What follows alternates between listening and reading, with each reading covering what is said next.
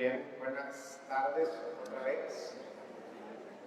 Nos volvemos a ver por tercer día. Pues bueno, espero que estos primeros 2 días hayan sido de mucho provecho para todos los que han podido acompañarnos durante esos primeros 2 días. Sé que también hay algunos de ustedes ya lo han estado revisando ahí en las redes sociales. Entonces, bueno, pues como les había dicho el primer día, todo esto lo estamos grabando. Si hay alguna duda, si se ha repetido alguna cosa que no haya quedado muy claro, que yo no me haya podido dar a entender, pues bueno, todo va a estar ahí archivado para que ustedes puedan pues echárselo otra vez. De igual forma, pues hoy terminamos con estas sesiones en español. Si alguno de ustedes quisiera recomendarle a alguien más que estuvo muy interesante, ojalá que fulanito tal, bueno, pues si hablan inglés la próxima semana, voy a repetir exactamente lo mismo, nada más que sin los chistes, porque eso ya en inglés ya no me sale. Eso lo vamos a tener la siguiente semana, es decir, el lunes vamos a ver toda la parte de introducción general, Belén, Nazaret y Encar. El martes el Ministerio Público, Galilea, todo alrededor de Galilea y el Tabor, perdón. Y igual que hoy miércoles, veríamos Jerusalén, pasión, muerte y resurrección. Entonces solamente quisiera yo empezar con eso, para, bueno, son así como parte de los avisos prácticos.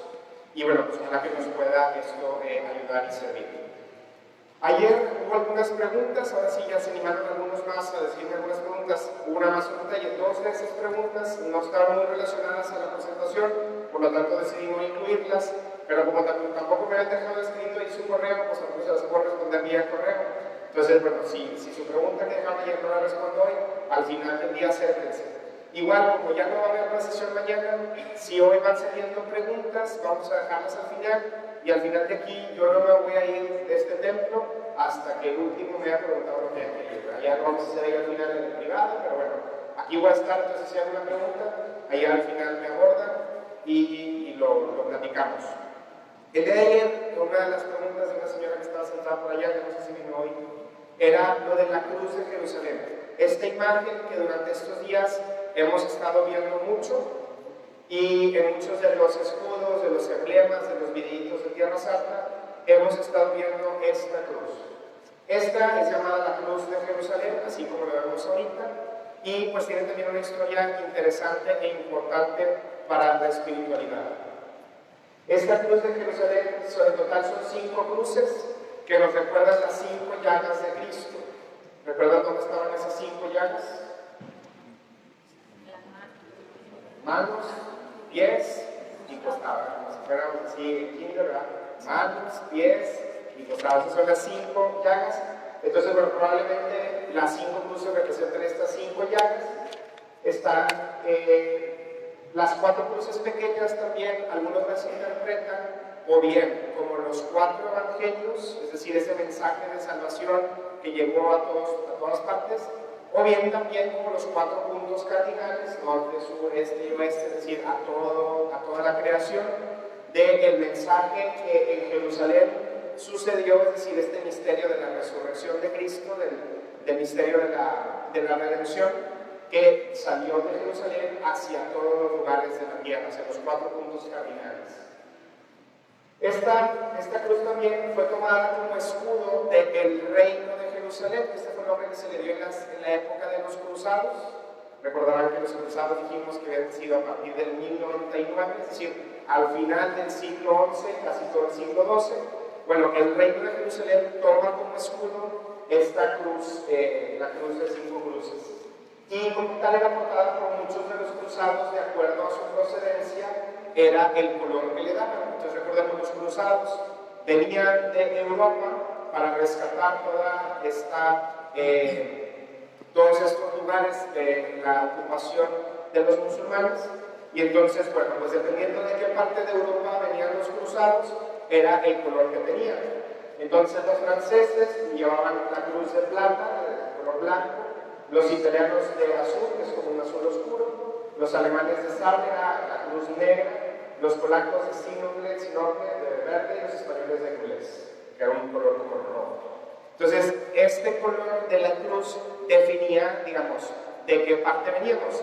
Y era una manera de decir, bueno, todos estamos juntos, es decir, Cristo, la cruz es lo que nos ha traído hasta acá, desde Europa hasta Medio Oriente, pero aún con aunque somos del mismo bando, por decirlo de una manera, bueno, cada quien viene de una parte diferente, es decir, los diferentes reinos que formaban en aquel entonces Europa se habían aliado para poder rescatar, es decir, impulsados por el Papa Urbano II, para poder rescatar esos terrenos. Entonces, el tener esta misma cruz, que ya vimos ahorita de diferentes colores, hablaba, por un lado, de una unidad, todos bajo la cruz de Cristo, pero también de que cada quien venía de un reino diferente de Europa y estaban luchando hacia acá.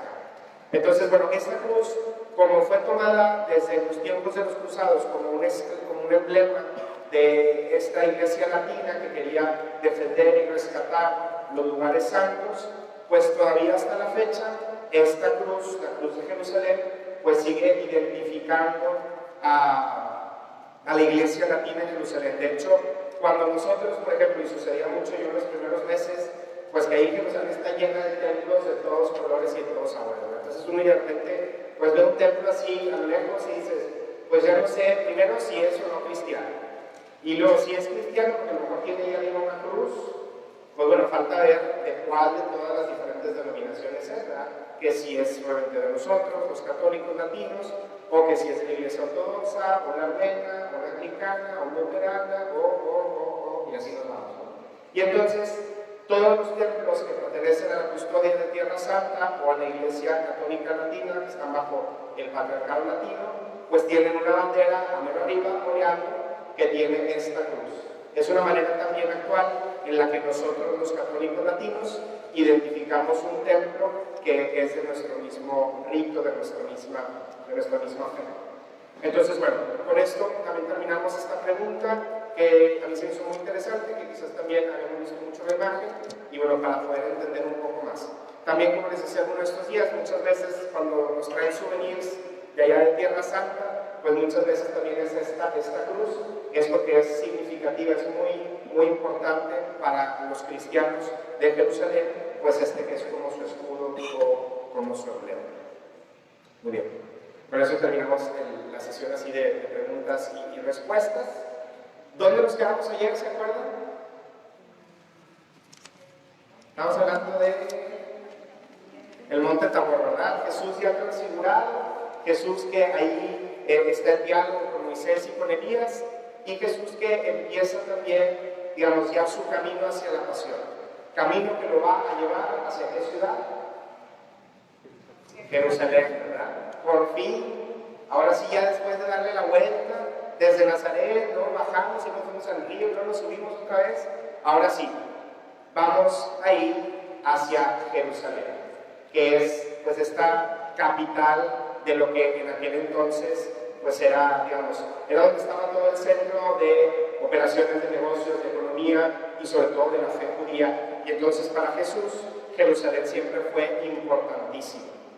Lo vamos a ver un poquito más adelante, pero para todo judío que seguía la ley, que observaba los mandamientos, pues había varias veces al año que tenían que ir hacia Jerusalén, que tenían que subir a Jerusalén. Y entonces, desde donde estuvieran, por ejemplo, para celebrar la Pascua, todos tenían que subir hacia Jerusalén, independientemente de si estaban en Enquel, en Belén, que eran ahí pues una cuestión de nada, o si estaban en Galilea, que estaban allá en Cafarnaúm, al norte.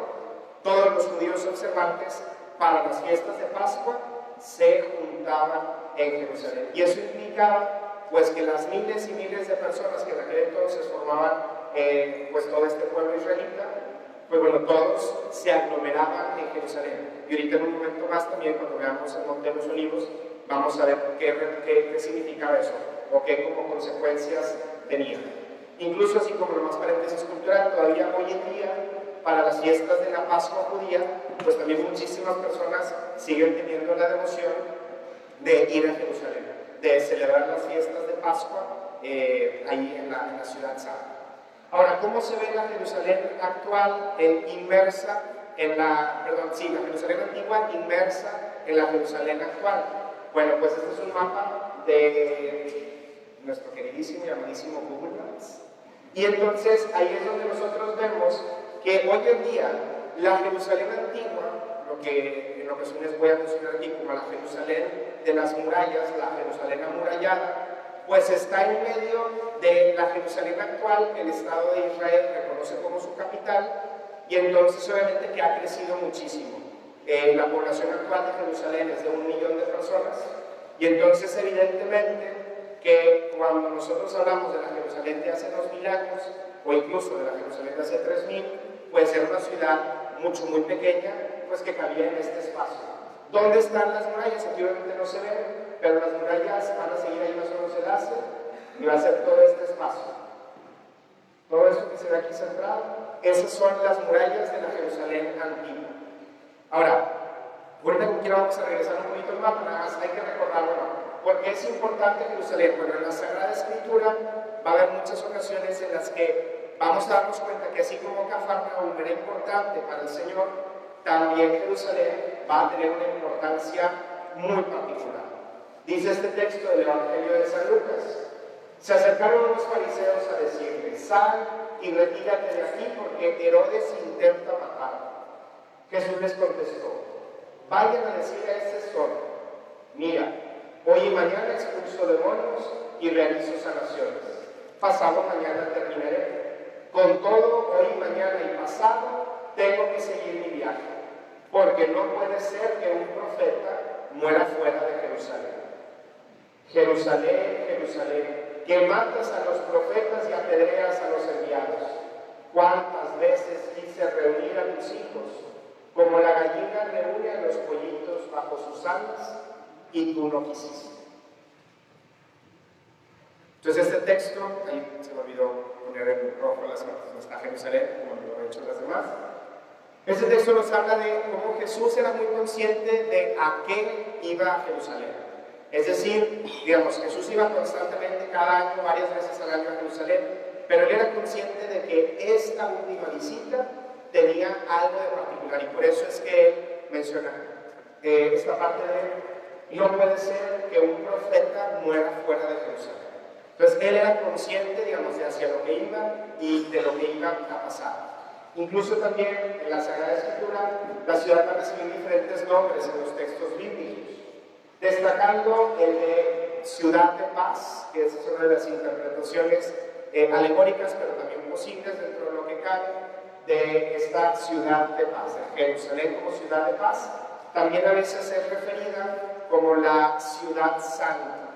Es decir, en los textos bíblicos, cuando el autor sagrado habla de la ciudad santa, pues sabemos que se está refiriendo a Jerusalén, aunque no la nombre particularmente.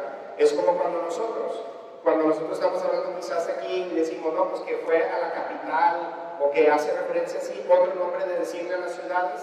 Bueno, pues también Ciudad Santa se entendía que hacía referencia a Jerusalén. Jerusalén es el cumplimiento de las esperanzas más altas de Israel, porque Jerusalén representaba esta tierra que había sido prometida y que el pueblo tenía, representaba la presencia de Dios, Shekinah, de la que hablan los hebreos, que estaba en el templo. Es decir, Jerusalén era como el lugar perfecto, ¿verdad? Porque era la sede de los judíos, era el lugar donde estaba el templo de Jerusalén, donde estaba presente el Dios en el Santo de los Santos, y entonces por eso Jerusalén siempre va a tener una importancia fundamental para el pueblo judío. Los profetas le dieron a Jerusalén también una dimensión universal y cósmica. Es decir, cuando los profetas empezaron a hablar acerca de lo que venía después de la muerte y de esta esperanza de salvación, pues empiezan estos términos como esta nueva Jerusalén o como esta Jerusalén celestial, y todas estas ideas refuerzan pues esta invitación que se le hacía, en este caso los profetas hacían, a darle esta importancia a Jerusalén, no porque fuera una ciudad muy bonita, no porque fuera una ciudad central, sino porque también tenía una cierta trascendencia. Es decir, Jerusalén no era nada más como que, pues que vamos a Jerusalén porque es donde están las mejores tiendas, o es porque es donde están, ¿no? Sino que ya había una idea de que Jerusalén era importante porque había una cierta trascendencia, había una espiritualidad que se vivía ahí. Para el judío representaba la santidad, la paz, la oración, las promesas, la presencia de Dios y sobre todo la gloria futura. Y es ahí donde radica la importancia de Jerusalén. Para los judíos, como para también nosotros los cristianos, pues bueno, Jerusalén es un lugar de tragedia, es un lugar de dolor. Digamos, el pueblo de Israel sufrió muchísimo en Jerusalén, y también el pueblo cristiano a lo largo de los siglos ha sufrido mucho en Jerusalén, pero también es un lugar de gloria. Para el judío es el lugar del templo, es el lugar de la presencia clara de Dios, y para nosotros los cristianos, pues es el lugar en el que nosotros fuimos salvados. En la cruz, en la resurrección, pues todo eso que estaba en Jerusalén. Por eso es que para nosotros pues cobra una vital importancia este pueblo de Israel, digamos, la ciudad de Jerusalén. Hay un salmo que nos recuerda mucho esta como importancia de Jerusalén. Quizás recordarán ustedes porque es también un canto de entrada para nosotros al celebrar la Eucaristía, es también un canto que repetimos mucho, que dice este Salmo 122: me alegré por quienes me dijeron, iremos a la casa del Señor. Nuestros pies se detienen ante tus puertas, Jerusalén. Pidan la paz para Jerusalén, vivan tranquilos los que te aman. Haya paz en tus murallas y tranquilidad en tus palacios. Este salmo es muy bello porque recuerda este sentimiento de todos los judíos peregrinos que iban hacia Jerusalén y que constantemente peregrinaban hacia esta ciudad santa. Entonces, por eso, pues imagínense que un judío, pues al año constantemente tenía que hacer estos peregrinajes. Pues obviamente al estar ya acercándose a Jerusalén, al mirar desde lo lejos las murallas, las puertas y estar ya por entrar, pues este salmo era lo que seguía como impulsando, ¿verdad? Ya están pisando nuestros pies tus puertas, Jerusalén.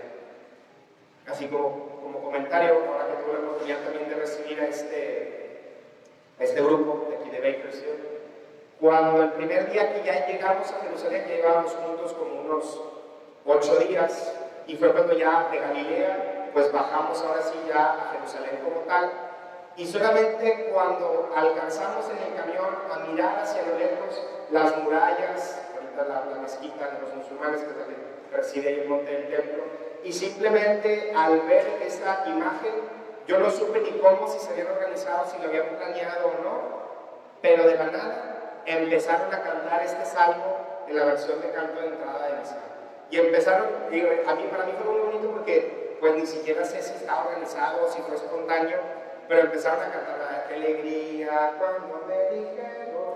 Y empezaron a cantar, ya están pisando nuestros pies sus umbrales en Jerusalén. Y aunque yo vivía en Jerusalén, el escuchar a todo el autobús cantándola, yo todavía me recuerdo y se me pone la piel chinita, porque era la experiencia del peregrino judío del siglo VII, del siglo III antes de Cristo, que pues se emocionaba al poder ir hacia Jerusalén, porque era una ciudad importante.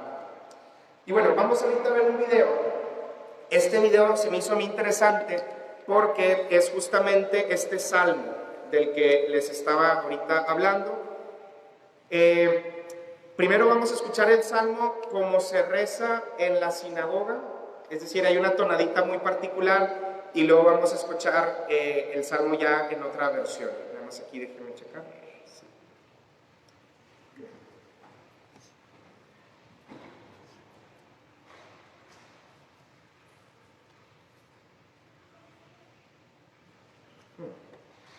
לדוד. מזמור קכ"ב, שיר המעלות לדוד. שמחתי ואומרים לי, בית אדוני נלך. עומדות היו רגלינו בשערייך ירושלים. ירושלים הבנויה כעיר שחוברה לה יחדיו. ששם עלו שבטים שבטיה עדות לישראל, להודות לשם אדוני. כי שמה ישבו כסאות למשפט, כסאות לבית דוד. שאלו שלום ירושלים, ישליו אוהבייך. יהי שלום בחילך, שלווה בארמנותייך. למען אחי ורעי, אדברנה שלום בך. למען בית אדוני אלוהינו, אבקשה טוב לך.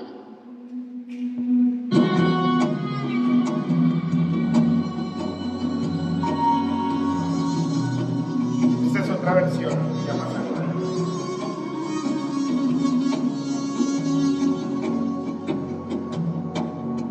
שיר המעלות נדבים, שמחתי באומרים, בית אדוני נלך. עומדות היו רגלינו בשערייך ירושלים.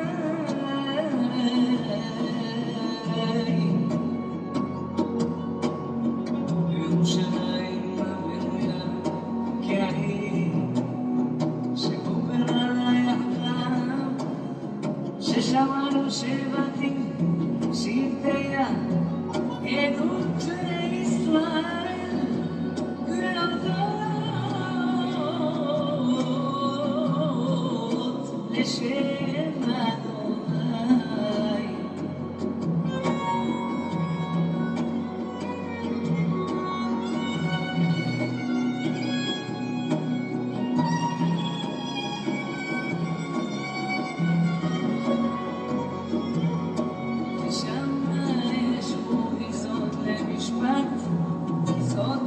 בית דוד, שאלו שלום ירושלים, ישליו אוהבייך.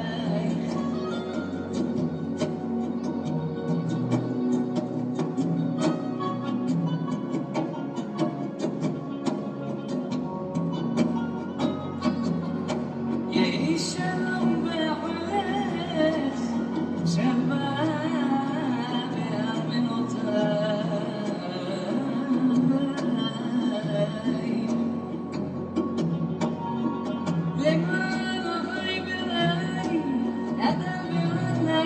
שלום ברך, למען בית אדוני אלוהינו, אשרתו.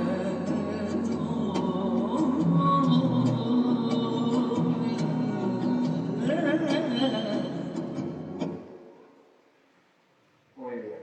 Bueno, pues este era... Vamos a revisar esto. Ahora, ¿por qué se me hizo interesante compartir esto? Bueno, porque también hoy en día siempre es bello que no solamente somos nosotros los cristianos, sino a veces también cuando nos acerca, por ejemplo, el muro occidental, que conocemos como el muro de los lamentos, o cuando se acerca también con peregrinos judíos, pues este salmo también anima sus propias peregrinaciones, porque esta es, pues bueno, es lo que nos une también, los salmos nos unen como cristianos, como judíos, y es una oportunidad siempre muy padre el escuchar a ellos cantar este salmo, porque bueno, pues muy probablemente era como también el Señor lo cantaba, cuando Él se acercaba a digamos, cuando iba en el camino de su vida hacia Jerusalén, pues era como que se hicieran estos cánticos, y siempre es una oportunidad de decir, bueno, pues aunque evidentemente la lengua quizás haya sido levemente modificada a lo largo de los siglos, pero muy parecido era esto, lo que el Señor experimentaba y cantaba al acercarse hacia Jerusalén. Vamos a empezar viéndonos por la parte de afuera, estas murallas de las que habla el Salmo, estas puertas, esos umbrales de los que este Salmo 122 habla. Jerusalén fue construida en dos montes con dos valles a los alrededores y un valle que lo atraviesa. Está a una altura de 2.400 pies, de ahí que se habla constantemente de subir hacia Jerusalén. Recordarán que ayer yo estaba platicando y les dije, bueno, vamos a bajar a Jerusalén, pues porque nosotros en la comunidad de Occidente, que estamos tan acostumbrados a los mapas, pues uno sube al norte y baja hacia el sur, ¿verdad? Decimos, no, vamos a bajar a Los Ángeles o vamos a subir a San Francisco. Pero en aquel entonces, la manera en la que se comunicaba, pues era, si Jerusalén está en una montaña, pues entonces hay que subir hacia Jerusalén. Y por eso vamos a escuchar que el Señor, vamos a escuchar también en los textos que se habla de este subir hacia Jerusalén, que era subir la montaña hacia esta región montañosa. Si recuerdan también, lo vimos el primer día cuando hablamos de Ein Kerem, que era una región montañosa de Judea. Bueno, pues esta región montañosa evidentemente incluía Jerusalén. La ciudad amurallada actualmente cuenta con 224 acres, o como 90 hectáreas más o menos de área, y las murallas tienen una longitud de 2.7 millas. Las murallas actuales también las mandó realizar el sultán Solimán el Magnífico, que fue ya relativamente reciente, de hace como 500 años. Ahora, porque nos ayuda mucho a dimensionar nuestra propia historia y nuestra propia realidad. Este es un mapa que ustedes conocen, ¿verdad? ¿Ubican más o menos dónde estamos? Digo, ahí en este mapa, ¿de qué es este mapa? De Portland, ¿verdad? Quise poner aquí al centro nuestra parroquia, no aquí la de Holy Cross, porque estamos muy al norte, pero digamos, esta es la parroquia de Santa Ana, acá está el hospital, ¿qué más hay por acá? Mira, McDonald's por acá, y bueno, pues todas estas, digamos, esta es nuestra ciudad, una ciudad que conocemos, que ubicamos en distancias. Y ahora quise poner el plano de Jerusalén amurallada. Hace cuenta que encima de nuestra ciudad, para ubicarnos más o menos el tamaño. Eso sería el espacio, es decir, bueno, puse el sepulcro, está exactamente donde aquí está la parroquia de Santa Ana. Y entonces, pues nos damos cuenta que Jerusalén es bien pequeña. Si Porterville es una ciudad pequeña, pues ahora imagínense todo lo que tuve que dejar afuera para alcanzar a ver qué es lo que abarca esa ciudad. O sea, pues aquí, desde la parroquia de Santa Ana, pues ya si nos vamos al hospital ya estamos afuera de la ciudad. Si nos vamos hacia acá, digamos, ya nos vamos saliendo. Es decir, todo esto nada más que está en el downtown, bueno, de ese tamaño es Jerusalén. O sea, es una ciudad muy, muy pequeñita, la Jerusalén amurallada. Y está dentro de sí dividida de una manera también muy particular. Está dividida en una cuadrícula, en 4 cuartos. Está este cuarto de este lado, que es el sector musulmán. Acá abajo está el sector judío. Acá abajo está el sector armenio. Son también cristianos, pero particularmente de Armenia, cristianos armenios. Y acá de este lado está la parte cristiana. Y entonces todavía hoy en día, pues está esta gran, como se nota claramente esta división de donde está la mayor parte de los musulmanes, donde está la mayor parte de los judíos, donde están los armenios y donde están todos nuestros hermanos cristianos. Y nos damos cuenta que actualmente también pues hay ciertas puertas, de estas puertas ya son relativamente más nuevas, pero son las puertas que dan ingreso a esta ciudad santa.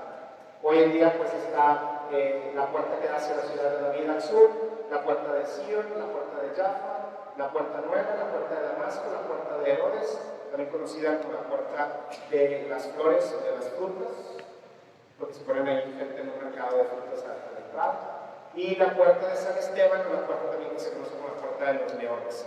Y entonces esta pequeña ciudad, pues es lo que es hoy en día Jerusalén. Vamos simplemente ahorita que quería hablar de las murallas para ubicarnos en el contexto, pero más al ratito vamos ahora sí ya a entrar de lleno a los templos que están en Jerusalén y evidentemente al Santo Sepulcro. Vamos ahorita a alejarnos un poquito y a irnos enfrente y vamos a hablar acerca del Monte de los Olivos. El Monte de los Olivos va a ser muy interesante, va a ser muy importante, porque bueno, pues sabemos que Jesús era un lugar donde Jesús constantemente estaba y pasaba por ahí. Este texto del Evangelio de San Marcos dice: estaba sentado en el Monte de los Olivos, enfrente del templo, Pedro y Santiago, Juan y Andrés le preguntaron aparte: ¿cuándo sucederá todo eso? ¿Cuál es la señal de que todo está para acabarse? Y Jesús empezó a decirles: cuidado, que nadie los engañe. Entonces ahí es donde Jesús había dicho algunas profecías en contra del templo, que todo iba a ser destruido. Bueno, eso estaba Jesús sentado en el Monte de los Olivos, que estaba enfrente del templo. Ahorita vamos a fijarnos un poquito ahí en un mapa. Desde tiempos del rey David había ya en la cima de este monte un santuario. Si nos vamos al texto del segundo libro de Samuel, vamos a darnos cuenta de que ya en los primeros años de esta ciudad santa, ya en el Monte de los Olivos, que estaba enfrente, ya había un santuario.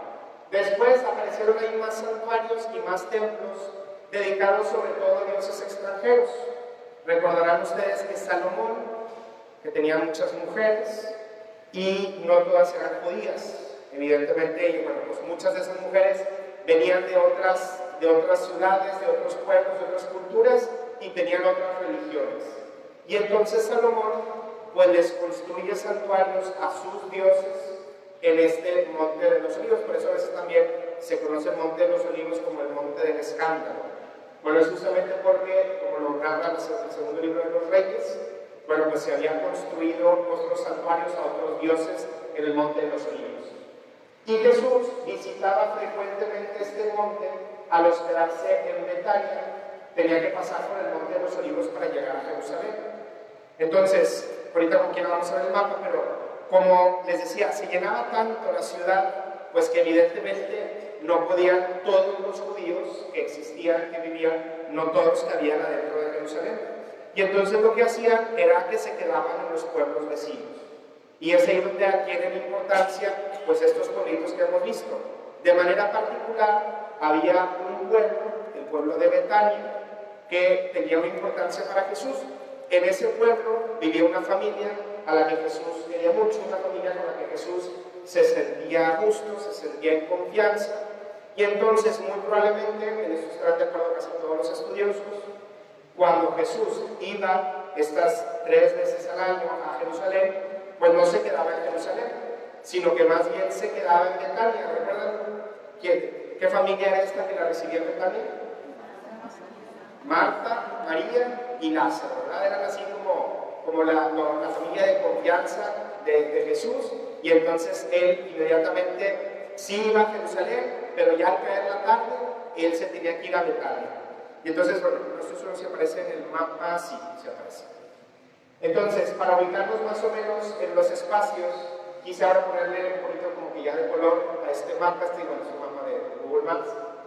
Este es el monte del templo. En este espacio estaba ubicado el antiguo templo de Jerusalén, era el lugar más sagrado y más importante de Jerusalén. Y entonces Jesús usualmente se hospedaba en Betania, que estaba a las afueras, está hacia este lado. Y aquí no se alcanza a ver mucho, pero todo esto que vemos aquí es el Monte de los Olivos, es una pequeña montañita. Y entonces Jesús, cada vez que terminaba de celebrar el culto en el templo, pues lo que él hacía era salía de la ciudad. En aquel entonces había una puerta que estaba más o menos aquí, bajaba a este valle, que es el Valle del Cedrón, y subía al Monte de los Olivos, después lo volvía a bajar y ya se encontraba en Betania. Es decir, este era el camino por el que Jesús constantemente entraba y salía a Jerusalén. Ahorita vamos a ver en un momento más algunas otras ideas de eso. En la parte baja de este monte de los Olivos se encuentra el huerto del Getsemaní, el huerto de los Olivos, donde Jesús hizo oración antes de ser aprendido. En la cima, Lucas va a ubicar la ascensión del Señor, este milagro digamos, este suceso de que 40 días después de resucitado Jesús asciende a los cielos mientras que los discípulos lo veían. Y entre la ciudad de Jerusalén y el monte de los Olivos se encuentra este valle del Cedrón. Entonces, si regresamos al mapa, esta es la ciudad, aquí se alcanzan a ver las murallas, para acá, por este lado y hacia acá. Este caminito que se ve aquí es el valle, que se forma como un río, el torrente Cedrón. Y acá está el jardín del Getsemaní, acá está la capilla de la Ascensión, todo esto es una montañita, y hacia este lado, aquí está fuera de la imagen, está el pueblo de Betania. Todavía hoy en día, en el pueblo de Betania se venera la tumba de Lázaro, se venera la casa de María, y es muy padre porque hoy en día cuando uno va como peregrino, pues podemos hacer ese recorrido. De hecho, hay una tradición muy antigua de la iglesia de Jerusalén, que el domingo de Ramos se recuerda esa entrada triunfal de Cristo haciendo ese mismo recorrido. Y entonces toda la iglesia católica latina de Jerusalén se reúne en el pueblo de Betania, Betfagé. Hay un lugar donde se recuerda a Jesús, que Jesús subió al burrito y empezó a andar, y a manera de peregrinación, pues vamos todos los católicos latinos hacia la entrada de Jerusalén. Es un recorrido de unas 4 horas, 3 horas, serán unos 5, 6 kilómetros, y es un recorrido muy padre porque es un recorrido festivo, es un recorrido en el que la gente va cantando, va alabando, y sobre todo, digamos, culturalmente y políticamente, pues es una oportunidad en la que los cristianos católicos tienen la oportunidad de vivir su fe en las calles, ¿verdad? De manera como que más libre, sin tanta represión. Obviamente en esta peregrinación pues vamos custodiados por la policía, porque a veces también hay conflictos religiosos hay quienes no están de acuerdo en estas procesiones y demás, pero es una oportunidad padre, pues como de vivir la fe que los cristianos tenemos. Entonces, esta procesión pues sigue siendo la que Jesús hacía constantemente cuando estaba allá. Salía de Betania, pasaba por el Monte de los Olivos, bajaba y entraba a Jerusalén. Al terminar el día, salía por ahí, subía al Monte de los Olivos y regresaba otra vez a Betania. Muy bien, ahora, en el Monte de los Olivos hay algunos templos que vale la pena simplemente mencionar y lo voy a hacer de una manera así relativamente rápida. En primer lugar está la Iglesia de la Asunción, que actualmente es una mezquita, que es de los musulmanes. Es el lugar donde Jesús asciende a los cielos, según el Evangelio de San Lucas. La primera iglesia cristiana fue construida ahí ya antes del 392. Los cruzados, en el siglo XII, ya después ellos construyeron una iglesia octagonal alrededor de este espacio, una iglesia ya más grande, y era una iglesia sin techo.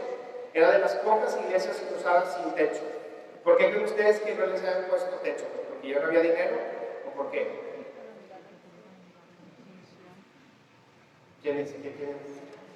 ¿Por qué se les ocurre que la iglesia de la Ascensión se haya construido sin techo? Pues porque recuerden ese suceso en el que Jesús, estando con sus discípulos, empieza a ascender al cielo y los discípulos se le quedan mirando, ¿verdad? Y entonces era como una manera de recordar, pues evidentemente, el Jesús que ascendió al cielo, y por eso pues era así una iglesia abierta. En la Edad Media se propagó una devoción a las huellas de Jesús en una piedra antes de elevarse. Y ahora, de una vez quisiera tocar un tema que también creo que es interesante. El tema de las devociones en Tierra Santa siempre es un tema que hay que, digamos, tocar con cuidado. Porque hay muchísimas devociones que nos ayudan en nuestra fe, que son buenas en sí mismas, pero que no están fundamentadas, digamos, arqueológicamente. ¿Qué significa eso? Sobre todo, si tengo que culpar a alguien, yo culparía a los cruzados, a la época de las cruzadas. ¿Por qué? No es que ellos hayan sido ni malos, ni mentirosos, ni nada por el estilo. No quiero que se malinterprete lo que voy a decir. Pero los cruzados, en ese proceso de ir recuperando los lugares santos, pues ellos hacían mucho énfasis en recordar la vida de Jesús y en recordar cada acontecimiento de su vida. Y si podían dejar alguna cosa palpable que nos hiciera recordar estos acontecimientos, pues ellos trataban de hacerlo.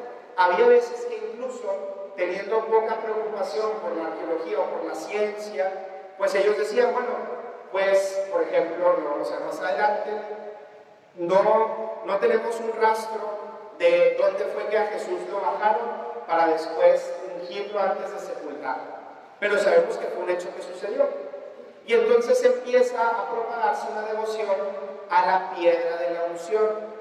Y esta piedra, pues era una piedra en la que la devoción empezaba a propagarse de que, bueno, pues Jesús, que había sido rápidamente preparado para después ser sepultado, bueno, pues entonces hay una devoción a la piedra de la unción. Y aunque no hay ningún dato histórico que nos hable de que esa piedra existiera antes del siglo XII, pues los cruzados empezaron a propagar esa devoción. ¿Por qué? A ellos no les interesaba, oye, pero es que será literalmente esta la piedra que Jesús estuvo. Eso es algo muy del siglo XXI de nosotros los occidentales. Para ellos no era importante si literalmente era o no. Más bien para ellos era importante que el pueblo recordara el misterio de Jesús ungido antes de ser sepultado. Y entonces por eso es que los cruzados no se mortificaban tanto por literalmente esta en la piedra, será este el punto en el que Jesús, sino que ellos hacían estas devociones no por mala fe, no tratando de engañar al pueblo, sino para decirnos lo verdaderamente importante no es si esta es o no la piedra, lo importante es recordar que Jesús fue ungido. No sé si me doy a entender con esta diferencia. ¿Por qué? Porque vamos a darnos cuenta, por ejemplo, aquí en la Capilla de la Ascensión, en la Mezquita de la Ascensión, que se empieza a propagar una devoción que era la piedra desde la cual Jesús fue alzado, o más bien ascendió a los cielos. Y en esa piedra había ahí una huella marcada. Ahora nosotros, siglo XXI, yo tuve la oportunidad de tener algunas materias de arqueología y demás, decimos, bueno, arqueológicamente, pues no tenemos nada que nos ayude a decir, sí, esta es literalmente la piedra. Esta probablemente es en la Edad Media, es una devoción de los cruzados, y porque para ellos lo importante era recordar el misterio de que Jesús, estando en la tierra, pisando la piedra, ascendió a los cielos. Y entonces por eso es que se empieza a dar esta devoción. Insisto, para nosotros quizás como decir, entonces qué chiste, pues son todos mentiras. No, más bien el deseo de la iglesia en la época de las cruzadas era pues recordar estos lugares. Si a eso le agregamos que muchos de los lugares también a veces estaban tomados por los musulmanes, es por eso que entonces hay ciertos recuerdos que se tienen las devociones en lugares donde no correspondía geográficamente. ¿Por qué? Porque si en la época de las cruzadas, no sé, por decir, el recuerdo de Nazaret, de todo lo que había sucedido en Nazaret, pero Nazaret estaba tomada por los musulmanes, bueno, pues entonces trasladaban las devociones a lugares que estuvieran seguros para los peregrinos. Entonces esto es solamente para tratar de nosotros entrar un poquito en la mente de la iglesia y de los cruzados de la Edad Media y tratar de entender por qué es que empiezan todas estas como devociones muy particulares que incluso hasta hoy en día, ¿verdad? Hoy en día cuando alguien va a la mezquita de la Ascensión, pues vamos a ver que sobre todo los turistas, así que traen su camarita y sus shorts y calcetines hasta acá arriba y van caminando, pues obviamente ven esa piedra y pues todos están ahí, tómenle fotos y se escuchan todas las fotos. Bueno, pues para nosotros podemos decir, pues sí, lo importante no es tanto la piedra en sí, sino el misterio de Cristo que asciende a los cielos. Pero bueno, pues esto va a ser siempre la eterna discusión entre el peregrino y el turista. Y actualmente es una mezquita musulmana, con todas las guerras y demás, bueno, pues esa nunca se pudo recuperar. Lo que sí se recuperó todavía hasta la fecha, gracias al status quo, es que el día de la Ascensión se nos permite a los católicos y a los de otros ritos y credos celebrar la Eucaristía en esta mezquita. Es el único día del año en el que se permite y de hecho se hace un rol de misas de media hora para que la mayor cantidad de sacerdotes puedan celebrar la misa ahí y pues ahí uno se va pegando a la misa que se le acomode. Yo tuve la oportunidad, de hecho se me olvidó ponerles fotos de eso, a ver si después se las muestro. Tuve la oportunidad de celebrar la misa, creo que me tocó a las 3:30 de la mañana. Era la hora que estaba en el rol y como uno tiene poder de influencias, pues le toca lo que le toca. Entonces yo iba a celebrar la misa de 3:30 con un amigo que iba a presidir y como me dijo, bueno, pues tú ya te vas a Tierra Santa, pues celebra tú. Y entonces celebré yo y él celebró conmigo. Y fue una experiencia muy padre. Ahí adentro está, digamos, esta es la mezquita. Las paredes que vemos alrededor son los restos de la antigua iglesia cruzada que tenía forma octagonal, que era una iglesia grande, y aquí en el centro está donde se recuerda este misterio de la Ascensión. Les recuerdo esta piedra de la que se habla, digamos, es esta piedra que se venera, que es la piedra desde donde se afirma, la tradición afirma que fue donde Jesús estaba cuando ascendió al cielo, y pues ahí se marca una huella de un pie derecho. Hay un texto de San Ignacio de Loyola muy interesante de que cuando él fue, pues hace como 500 años a Tierra Santa, a él le interesaba mucho saber hacia dónde estaba mirando Jesús cuando ascendió. Solo para que nos demos cuenta de que esta devoción, digamos, es relativamente antigua, o sea, ya tiene mucho tiempo. Otra cosa que nos vamos a dar cuenta es, y a veces a mí me sucedía mucho cuando estábamos hablando, digamos, desde el punto de vista más científico, decíamos, no, bueno, por ejemplo, la piedra de la unción, pues es una devoción relativamente nueva. Es una devoción de la época de los cruzados. Y a veces la gente escuchaba, es una devoción nueva, y dice, pues se les acaba de ocurrir, ¿verdad? No, o sea, bueno, el decir que es una devoción nueva de la época de los cruzados, es decir, que es una devoción que ya tiene con nosotros, pues por lo menos 800 años. Hay sectas y hay iglesias que tienen muchísimo menos, ¿verdad?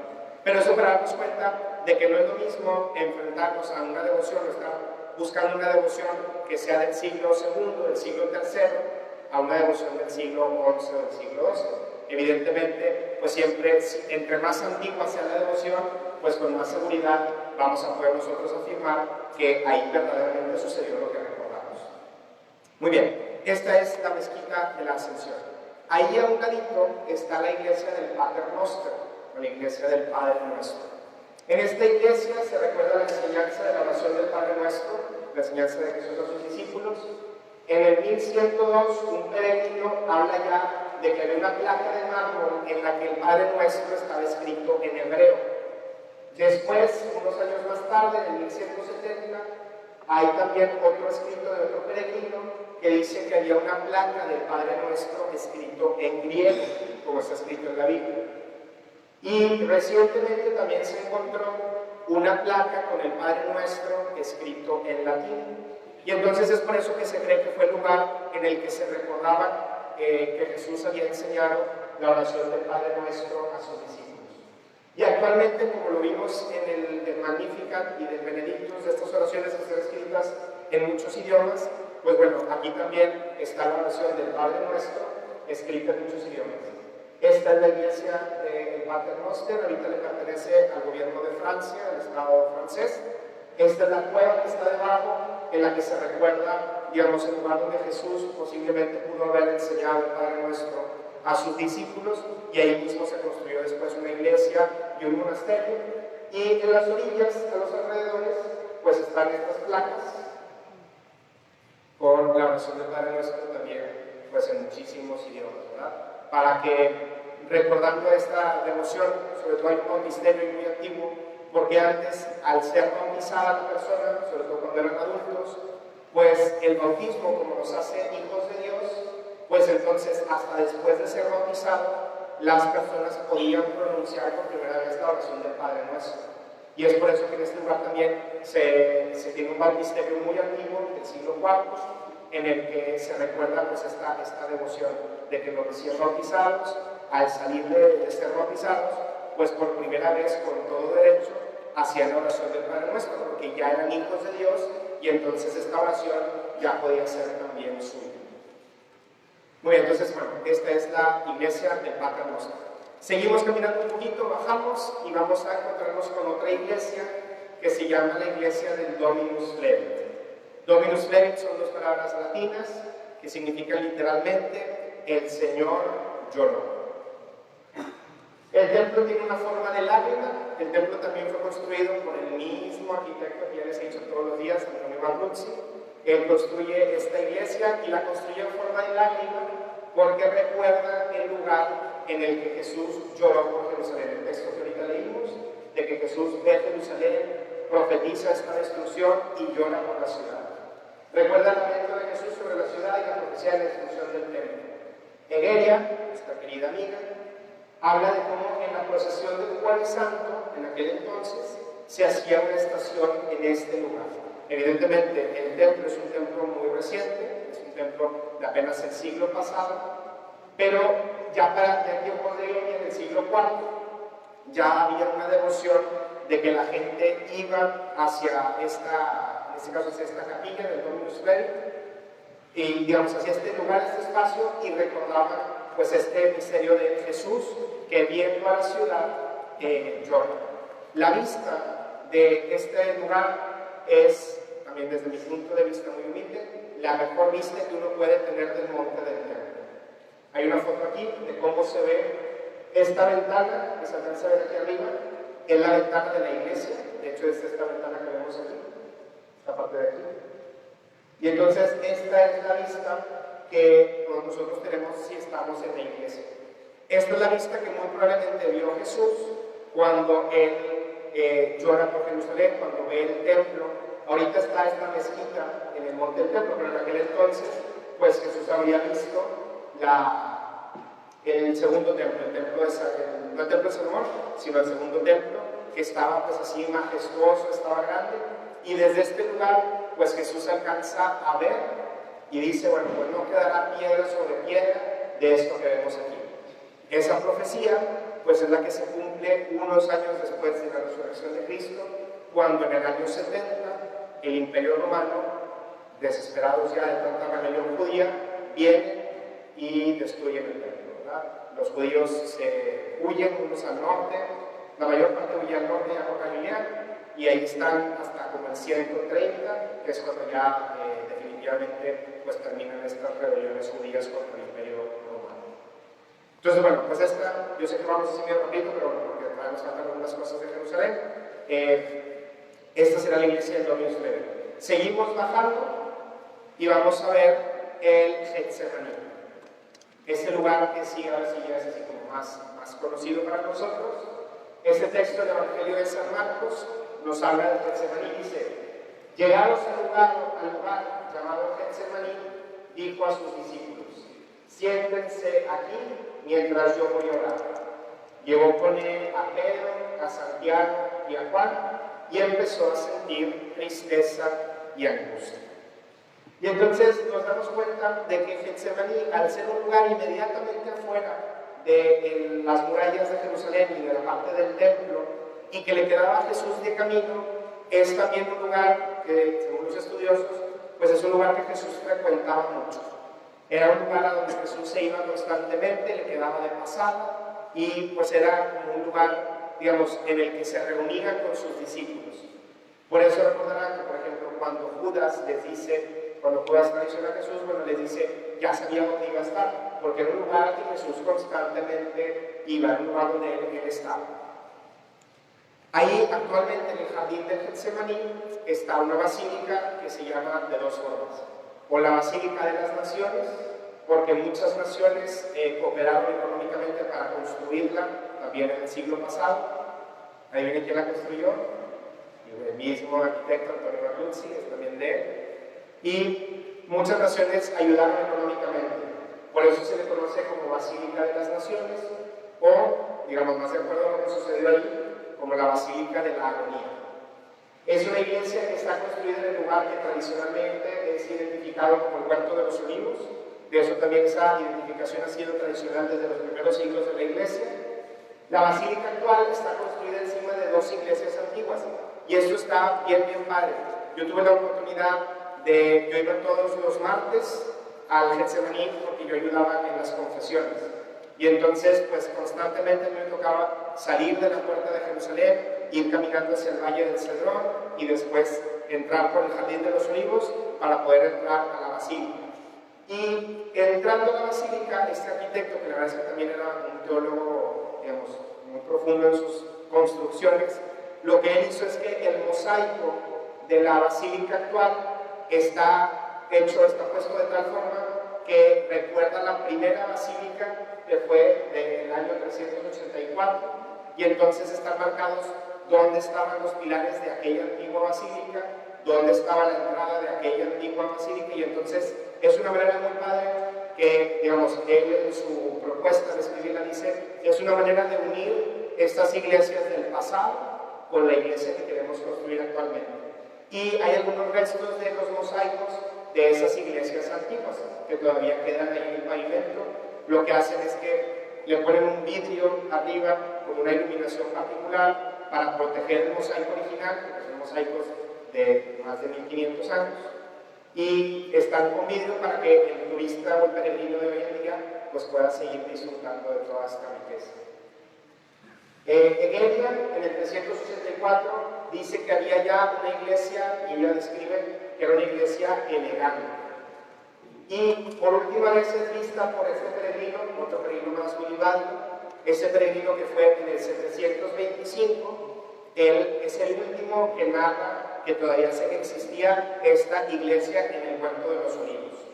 Esa iglesia se destruye porque unos 20 años después, ahorita no recuerdo muy bien la fecha, hubo un terremoto en toda esta parte del Medio Oriente que destruyó muchísimas iglesias, pero muchísimas iglesias fueron destruidas ahí como en el año 750.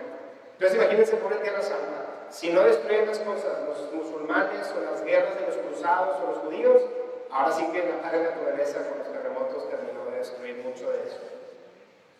Y después esa iglesia se destruye desde los 750, y los cruzados en el 1100 y cacho construyen también otra iglesia, y lo que hacen ellos es que giran un poquito la iglesia de tal forma que la piedra de la agonía, que es la piedra donde se recuerda que Jesús, digamos, hizo oración durante 3 veces, quedaba una piedra al centro y una piedra en cada uno de los lados. En la construcción actual, esta tercera iglesia, que es la actual, la de 1929, se volvió a desfasar un poquito, y entonces ahorita actualmente en el centro, inmediatamente abajo del altar, está ubicada esta piedra que, según la tradición, sería la piedra en la que Jesús, pues estando ahí, hizo oración, pidiéndole al Padre lo que conocemos por el texto. Si es posible que pase de mí esta copa, todos esos momentos de oración en los que Jesús se separaba de sus discípulos, era esta piedra en la que él oraba.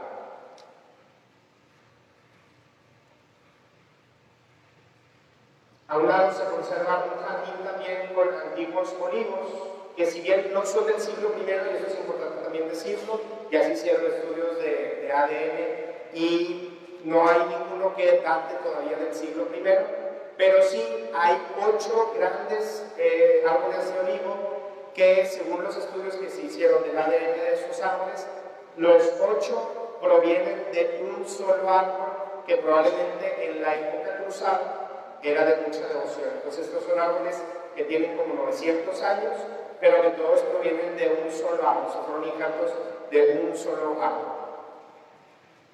Y bueno, pues la imagen de la basílica desde el frente es esta.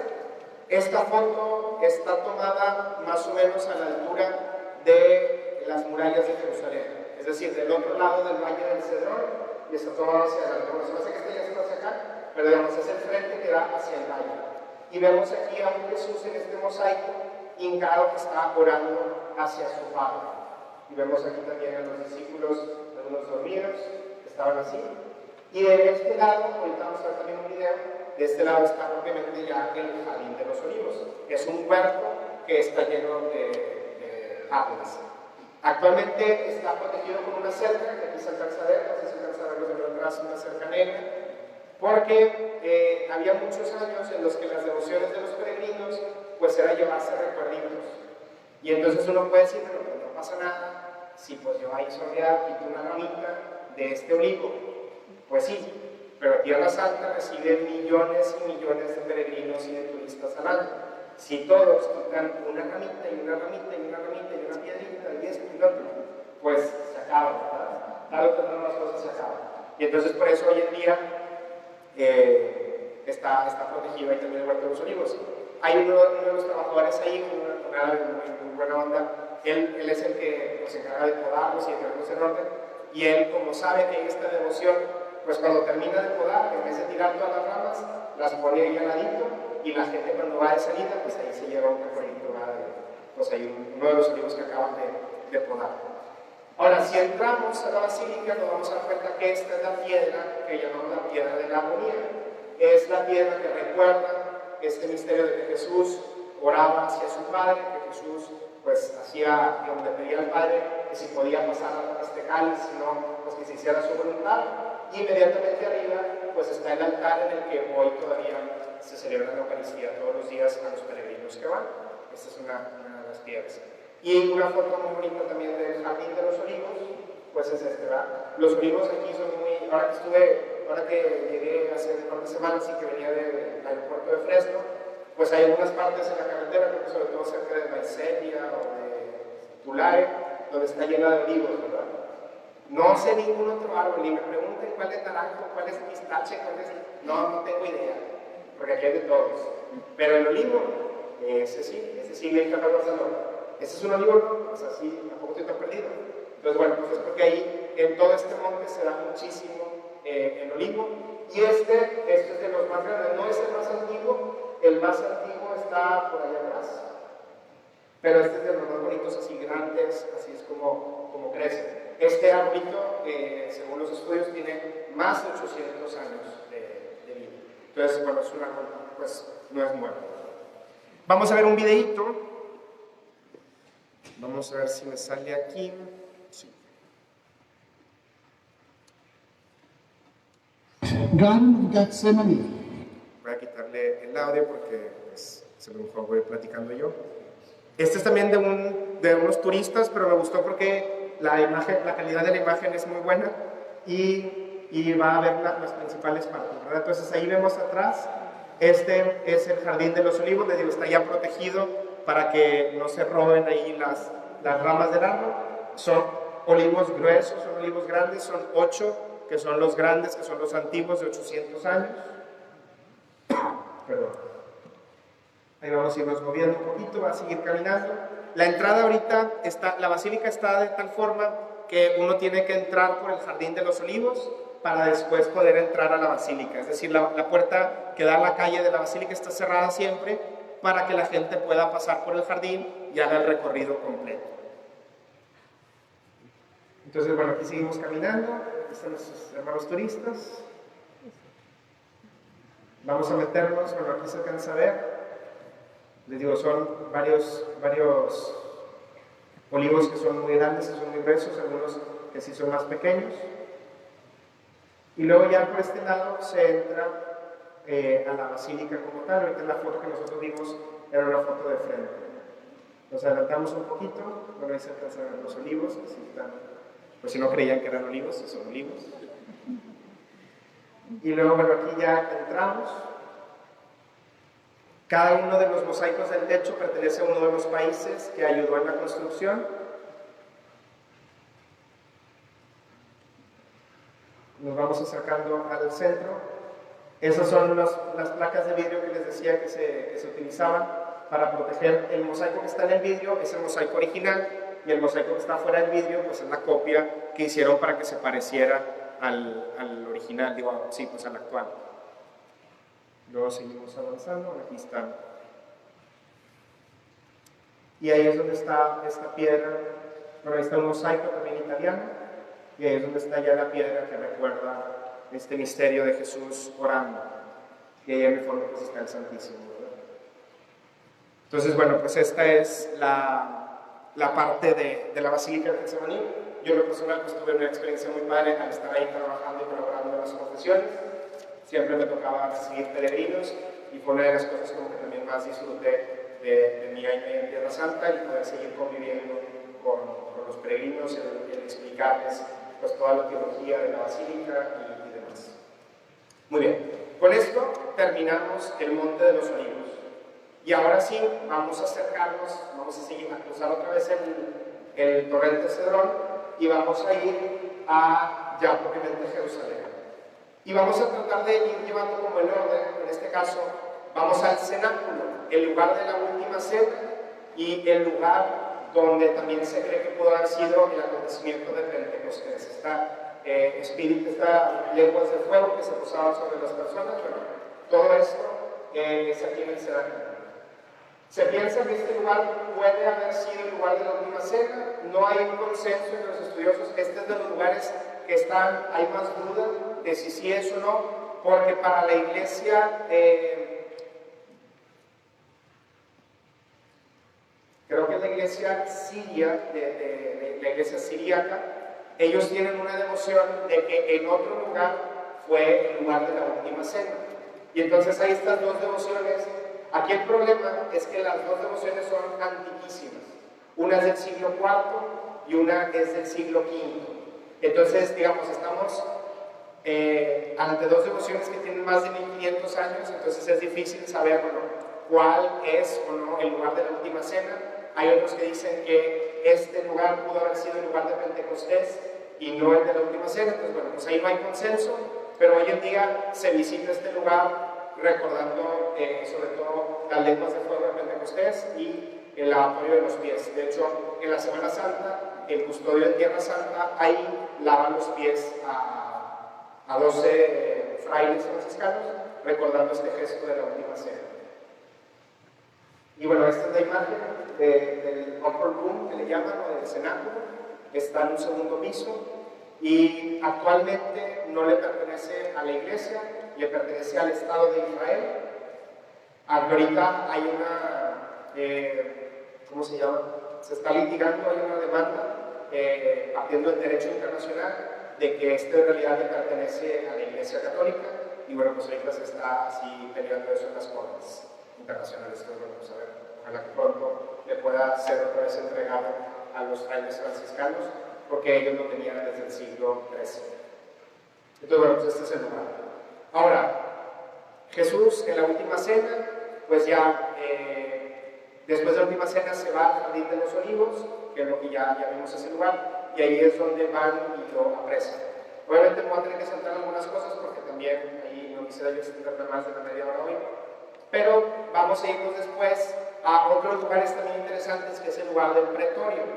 que es el lugar en el que Jesús habría sido juzgado.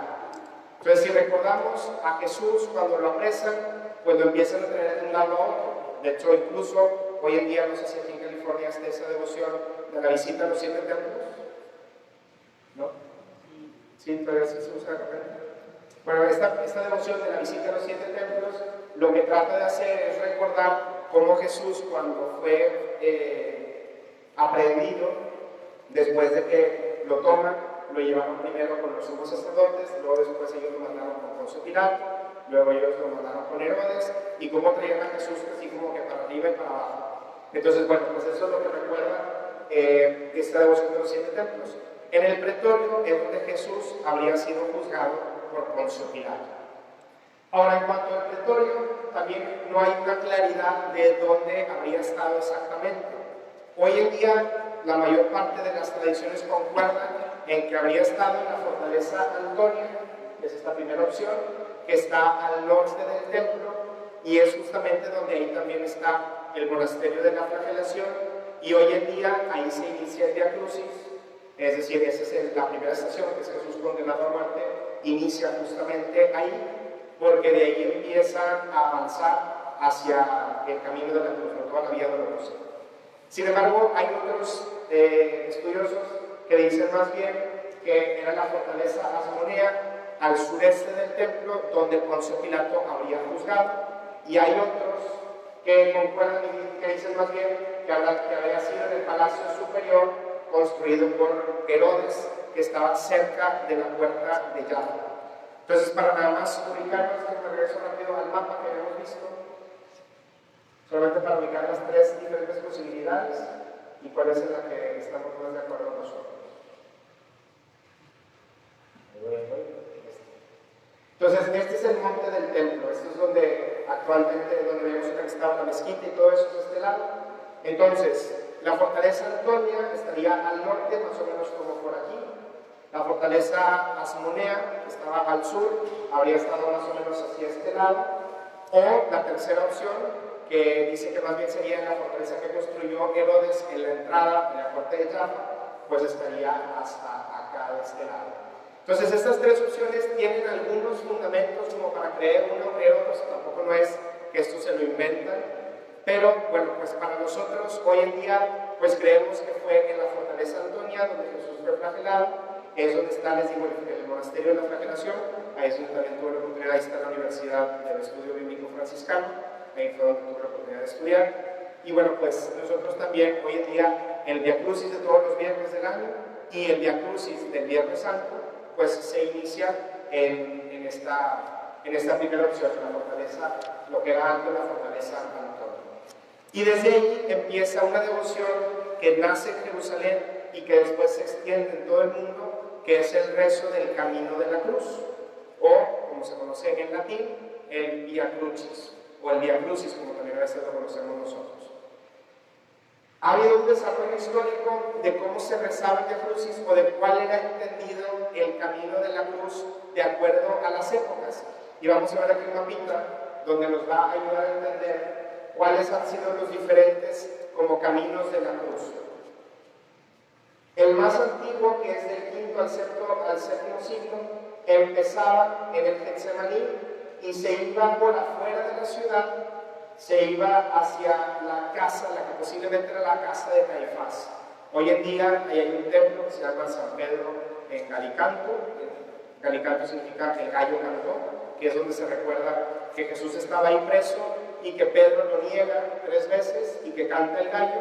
Bueno, pues ahí hay un templo que se llama San Pedro en Galicanto, en donde cantó el gallo, que sería hacia este lado, todavía afuera de la ciudad. Y luego de aquí empiezan a meterse en la ciudad y hacen el recorrido hacia el Gólgota, hacia el Calvario y hacia después la tumba. Con los siglos después empiezan las guerras, se pierde el acceso a estas partes y entonces en el siglo del 8 al 12 se hace el Camino de la Cruz partiendo acá de la iglesia de los Armenos. Era un camino relativamente más chiquito y era otro recorrido. Pero por 4 siglos ese era el Via Crucis. Y el actual, que es del siglo XIII hasta la fecha, empieza más bien en la fortaleza Antonia, hace el recorrido y llega también al final al Santo Sepulcro, al Calvario y al lugar de la tumba. Entonces, este es un corrido, este es, digamos, actualmente, pues esta es la que se conoce como el Vía Crucis o el Camino del Dolor, la Vía Dolorosa. Aquí vemos una de las, también en las calles adentro de la ciudad, que es una ciudad así muy, pues como muy, ¿cómo decirlo? Vamos a ver una foto. Así, digamos, estas son las calles de la ciudad, casi no entran carros a la Jerusalén actual, porque son así como de adoquín, son calles relativamente pequeñas. Ahí vemos a un grupo que está, por ejemplo, rezando el Vía Crucis, y ahí están exactamente, ellos vienen de la fortaleza Antonia y acaban de terminar de rezar en la segunda estación y van caminando hacia la tercera, que va a estar un poquito adelante de la ciudad. Y entonces así es como hoy en día pues se recuerda este camino. Vamos a ver un videito de cómo se recuerda esta devoción.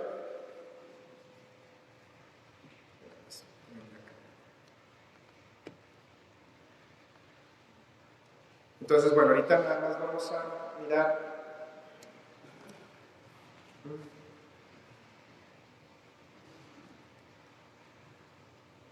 Estas son las calles de la Jerusalén actual. Y aquí vemos cómo los grupos, pues en medio del tumulto de la ciudad, en medio de la gente gritando, vendiendo, peleándose, pues la gente en ese camino reza el Vía Crucis. Hay esta devoción de llevar una cruz, van rezando, van alabando, y hasta que entran, bueno, aquí es el lugar de la tumba. Ahorita la vamos a ver en otro video más tranquilo, que es el lugar, que es la piedra de devoción. Y entonces lo interesante es ver, quisiera volver a regresar nada más a esta parte, de cómo, fíjense, cómo pues, la gente está rezando en medio de un pueblo al que no le importa para nada lo que está sucediendo. Y esa es una realidad muy interesante de Jerusalén, porque a veces también, como les decía, nosotros pensamos, pues es Tierra Santa, pues todos ahí son bien buenos, todos ahí siempre están rezando. Pues la realidad es que si es algo que tiene que ver con Cristo, al 98% de la población no le importa para nada. Y es una experiencia interesante, el ir rezando el Vía Crucis entre el tumulto de la gente que no le importa, porque pues a mí, por ejemplo, me hacía pensar cómo pues Jesús también, a veces nosotros pensamos, Jesús iba así con la cruz y pues todas las cámaras estaban sobre él y todos lo estaban viendo. Pues no, más bien, pues la gente lo veía como un malhechor, porque lo estaban castigando, lo llevaban golpeándolo, azotándolo, iba al suplicio de la cruz. La gente no crea que se hincaba y se persinaba, ¿verdad? O sea, pues la gente era, pues mira, ahí va un malhechor. Y eso siempre me gustaba porque me hacía recordar, pues, esta humildad de Jesús, ¿verdad? Que incluso en la manera de morir, pues, fue de una manera sumamente humilde. No solamente esta humildad que veíamos el lunes, de nacer en Belén, en un pueblito, en una cueva, sino incluso no nada más en el nacer, sino en el morir, pues era este acto también de profunda humillación, ¿verdad? De morir como un malhechor. Y entonces, bueno, pues este es el camino actual. En esto que les decía yo de las devociones y de estas, pues a veces ideas que tiene la gente, hay algunos lugares que se han hecho famosos en el Vía Crucis, porque uno dice, no, pues aquí fue donde tocó Jesús, ¿verdad? Y entonces a veces nosotros vemos que las personas pues se toman foto y lo tocan ahí todo, y decimos, bueno, pues son devociones que nos pueden ayudar en nuestra fe, que nos pueden hacer pues sentirnos más cercanos a Jesús.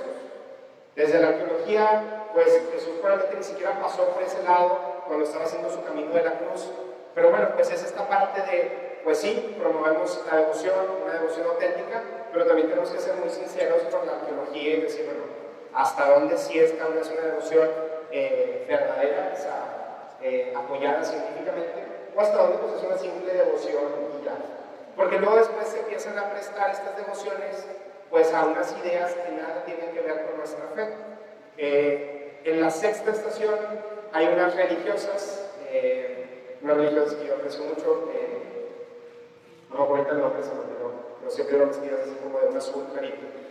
Y entonces platicando de este tema, una de ellas decía, dice que bueno, a veces también los mismos guías turísticos están tan perdidos y no tienen ni idea de lo que están hablando. Y entonces ella decía que una vez, estando ella afuera de su casa, ellas vivían exactamente donde está la sexta estación, que es la estación de la Verónica, el guía les decía a los turistas, ¿verdad? Un guía como nuevamente hebreo, que les decía, no, pues bueno, pues aquí está la sexta estación, aquí fue donde pues, Jesús cayó y la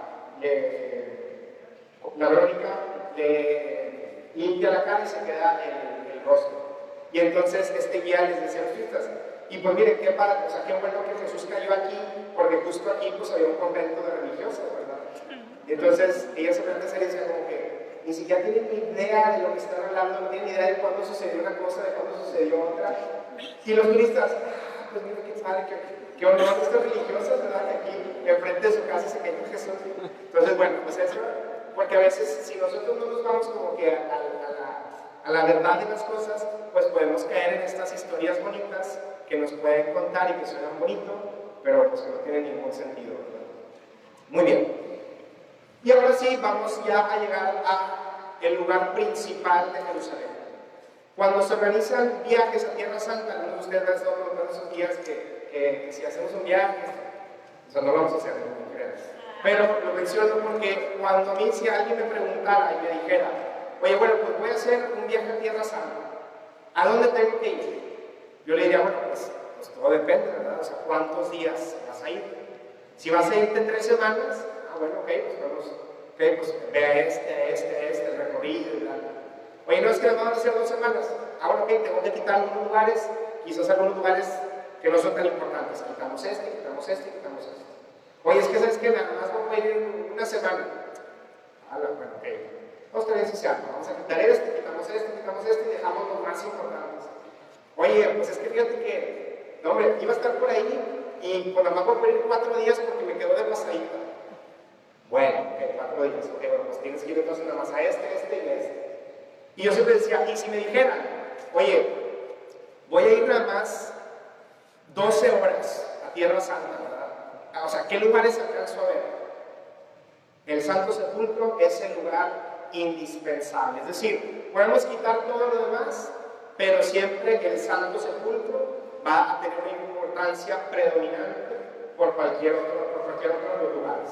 Es el lugar más importante de la Tierra Santa. ¿Por qué? Porque dentro de esta basílica del Santo Sepulcro están 2 lugares claves. El Calvario, donde Jesús fue crucificado, y está también donde Jesús fue sepultado. Y entonces entenderán que, pues, si acaso después, digamos, Belén también es importante por el nacimiento, pero nada como decir Basílica del Santo Sepulcro, donde Jesús fue pasión, muerte, sepultura y resurrección. Todo eso lo encontramos en esta basílica. Por eso es que para nosotros es tan importante. Y es una iglesia que, por sorpresa, ha sufrido muchísimo a lo largo de los 1000 años. ¿A poco creyeron que por ser el sepulcro iba a ser bendecida por encima de todas las demás? También sufrió ataques musulmanes, también sufrió todas las guerras de los cruzados, también sufrió el terremoto. Y bueno, es una iglesia que ha sufrido mucho. Aunque quizás quisiéramos ver una basílica majestuosa, por ejemplo, hay veces que vamos a una basílica, a mí me tocó, ahora hace algunos años tuve la oportunidad de ir a la capital de aquí de Estados Unidos, a Washington, y hay una basílica que es el Santuario Nacional, y es una cosa que uno entra y el corazón se para así como un segundo, ¿verdad? Porque dices tú, madre mía, esto es una belleza, es una basílica majestuosa dedicada a la Inmaculada Concepción, bellísima. Y uno diría, bueno, ¿y si está acá tan lejos? Pues allí, con cuánta mayor razón, la Basílica del Santo Sepulcro va a ser una cosa. No. ¿Por qué? Porque, bueno, pues ha sufrido muchas diferencias, muchas guerras y demás. Y entonces, aunque no es majestuosa, aunque en su rostro se ve el sufrimiento de los años, pues sigue siendo un lugar importante, ¿verdad? Sigue siendo un lugar donde pues podemos dar testimonio de nuestra fe. La ubicación del sepulcro, esta sí la podemos saber casi con certeza absoluta. ¿Por qué? 3 son las razones principales. Una es que hay datos arqueológicos que apuntan hacia este lugar como un verdadero lugar con tumbas del primer siglo, es decir, las tumbas que se han encontrado a los alrededores inmediatos de este lugar sí son tumbas del siglo I, lo que conocemos como tumbas herodianas, el tiempo de Herodes. Entonces, históricamente este lugar era un lugar de tumbas. Históricamente estaba a las afueras de la entonces ciudad de Jerusalén, que tenía las murallas más chiquitas. Ahorita ya quedó dentro, pero en aquel entonces estaba fuera de Jerusalén. Y bueno, pues todo concuerda con la descripción de los evangelios. Esa es una de las razones por las cuales pensar que esa es el lugar. Otra es que la tradición consistente de la comunidad de fieles de Jerusalén la ubica ahí. Es decir, no es una devoción, como les decía quizás de la piedra de la Ascensión o de la piedra de la unción. Esta no es una devoción que no, pues aparece por primera vez en los escritos de los cruzados, o aparece por... no. Esta devoción es consistente y constante desde los primeros siglos de la Iglesia. Es decir, que el lugar era este. Y también lo mismo que pasó con Belén. Si se acordarán, en aquel entonces el emperador Adriano, tratando de estar así friegue a sus cristianos que estaban yendo en contra de las leyes del imperio y que celebraban escondidas, sabía que había un lugar de culto para los cristianos que celebraban a este Jesús que había resucitado en esta tumba. Y entonces, ¿qué es lo que hace? Vamos a destruir todo y ahí vamos a construir un templo. En este caso, dedicado a Afrodita, a Venus. Y es interesante porque, pues, gracias a Dios hizo esto, porque eso también fue una de las razones por las cuales en el concilio de Nicea, el obispo de Jerusalén se acerca con Constantino y le dice: oiga, pues ahí sí no es mucha molestia, ¿verdad? Pues ahí los lugares de Jerusalén pues, están todos destruidos, el imperio nos hizo esto, y pues si tiene chance, ¿verdad? Estaría bien si podemos reconstruir pues estos lugares santos.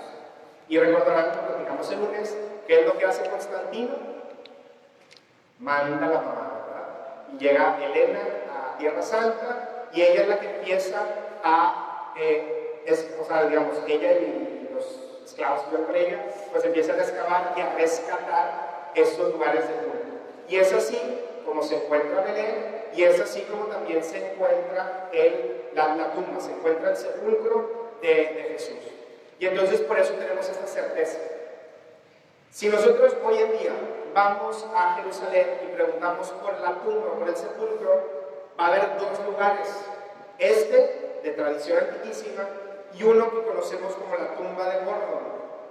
Un arqueólogo americano encontró un lugar a las afueras de Jerusalén que también tenía tumbas de los primeros siglos, y él propone que esa pueda ser el verdadero lugar del Calvario y del sepulcro.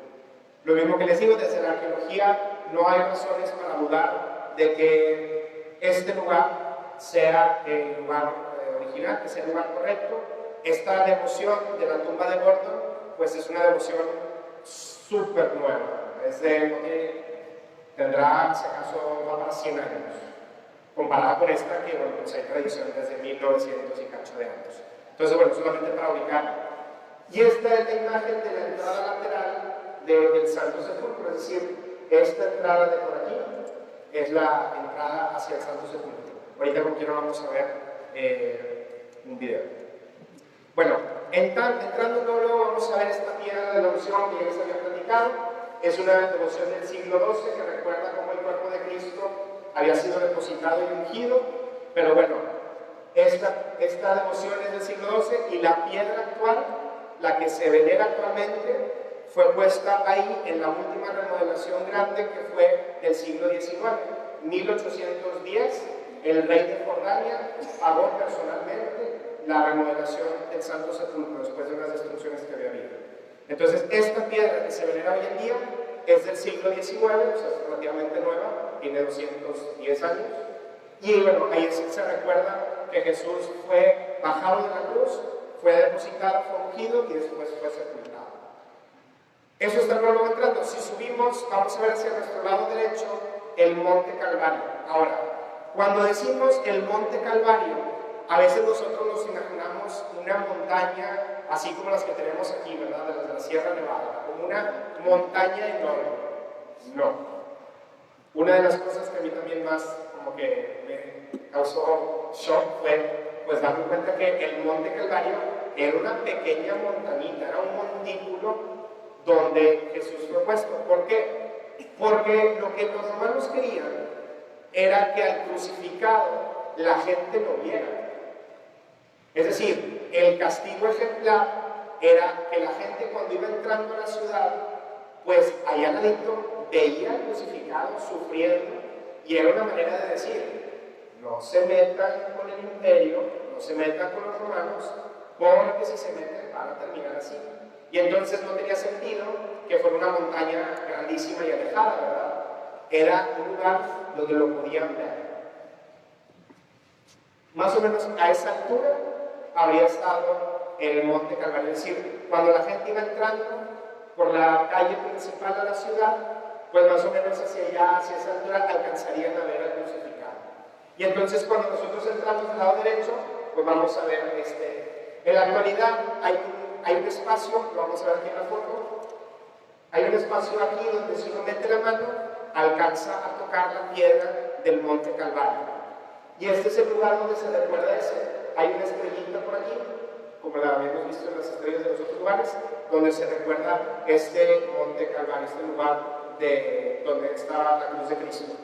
En los últimos días, un día antes de salir de Tierra Santa, a manera de despedida, pues acompañado de un amigo tuve la oportunidad de celebrar la misa ahí también en el altar del Calvario, y pues fue una de las oportunidades así muy padres que tuve de verlo.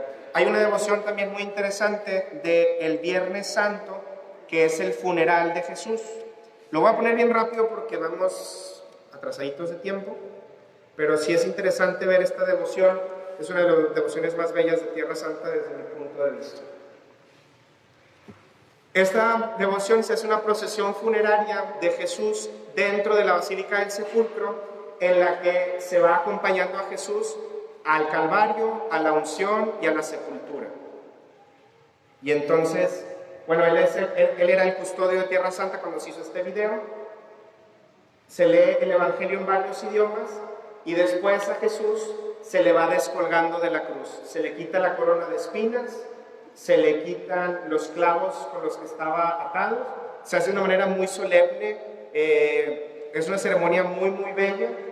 Se le van quitando todos los clavos, se van venerando los clavos. Luego después se le descuelga de la cruz, se pone sobre ese altar. Lo van cargando en esta tela, en este manto, lo van cargando hacia la piedra de la unción, y el custodio de Tierra Santa unge esta imagen de Jesús con los perfumes de nardo, con los perfumes que se utilizaban en aquel entonces, y se recuerda, digamos, esta devoción. Después a Jesús se le porta, bueno, esta imagen de Jesús, se le porta otra vez. Veamos ahí la devoción de la gente, es una cosa impresionante. Yo tuve la oportunidad también de estar ahí este año, y se deposita dentro del sepulcro. Se pone allí en la tumba, y el custodio pues sale de la tumba y se queda esta imagen de Jesús adentro, y él ya nada más termina impartiendo la bendición. Entonces, pues esta es una también, digamos, de las devociones así más bellas, que recuerda, bueno, pues que este fue el lugar en el que Jesús verdaderamente estuvo crucificado. De ahí lo bajaron, lo pusieron, lo ungieron, lo taparon y lo llevaron a la tumba. Lo que nos lleva al último lugar, que es la edícula, o la tumba como tal. Es un santuario pequeño que se encuentra dentro de una gran rotonda cerrada. Esta estructura actual también fue la que les dije que pagó el rey de Jordania en 1810, es la que nosotros podemos ver hoy en día.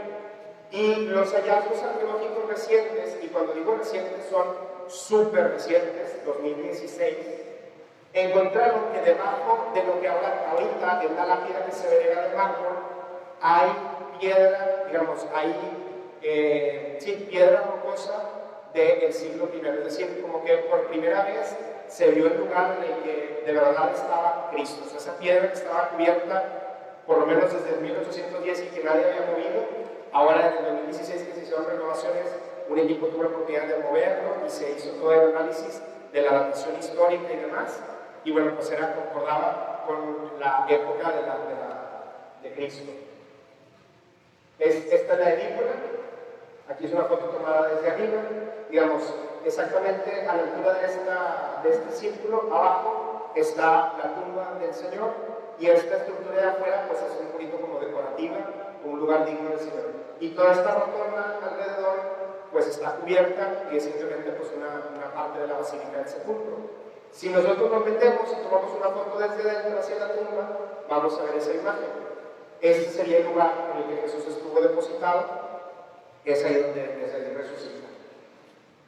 Digamos, ahí también está como lado, pues es donde estaba el cuerpo, en una tumba de esas que se ponía el cuerpo por encima. Y también el último día, el día que tomé el avión para dejar Tierra Santa, en la madrugada, a las 6 de la mañana, tuve la oportunidad también de celebrar la misa ahí en el altar de la tumba. Vamos a poner nada más un último video, porque ya sé que vamos sobre tiempo, pero que también no quería dejar pasar. Para poder entender cómo es que llegamos de lo que conocemos actualmente como el Santo Sepulcro. Si recordarán, les decía yo que a veces está tan decorado todo que no alcanzamos a ver la realidad, ¿verdad? Decimos, la cueva, y vemos puro mármol y puras estructuras. Bueno, el Santo Sepulcro hoy en día, me voy a adelantar porque el tiempo premia, el Santo Sepulcro sería eso, ¿verdad? Es esta gran estructura que tiene terrazas, que tiene diferentes como cúpulas, y es un lugar arquitectónicamente muy bello. Si nos acercamos, está la edícula acá del lado izquierdo, voy a poner aquí el enlace. Aquí, de este lado, está el Calvario y la piedra de la unción, y por este lado ya nos metemos a la edícula, que está justamente por encima de la tumba. Esa sería la tumba del Señor. Pero ahora, bueno, pues no siempre fue así. Si seguimos avanzando, antes de que existiera esta, estaba la Basílica de los Cruzados. Igual, esta es la tumba, esta es la crucifixión. ¿Cómo era esa basílica? Vamos a adelantarlo un poquito. Era también muy parecida. Digamos, estaba la entrada al Calvario, entraba uno, esta piedra moradita que se va a ver ahí, esa era la piedra del Calvario, de este lado. Y después uno bajaba, estaba el lugar donde se celebraba la misa, y hacia el otro lado, si uno empezaba a avanzar, estaba el Onóforos, y más adelante estaba la edícula con la tumba del Señor, que está ahí adelante. Ahora seguimos avanzando, perdonen que vaya tan rápido. Esto es en los tiempos de los cruzados. Ahora, ¿qué pasó antes de los tiempos de los cruzados? Está la Basílica de Constantino, la que hizo Elena, la que hizo Santa Elena. Esta basílica era enorme, llegaba hasta la calle principal, era así muy alargada y probablemente tenía esta forma. Desde la calle principal uno entraba por un recorrido súper grande, se iba acercando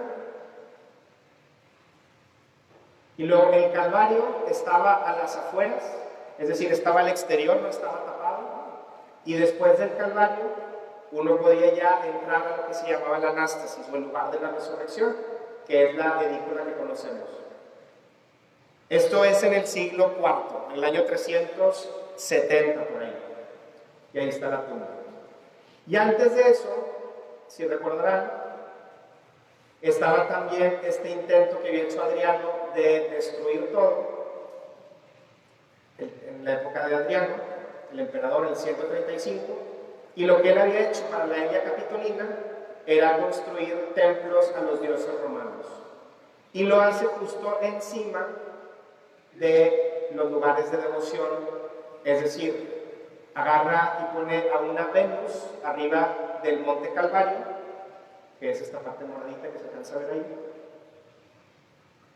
y encima de donde estaba la tumba pone esta imagen de Artemisa, si mal no recuerdo es Artemisa o es de Dionisio.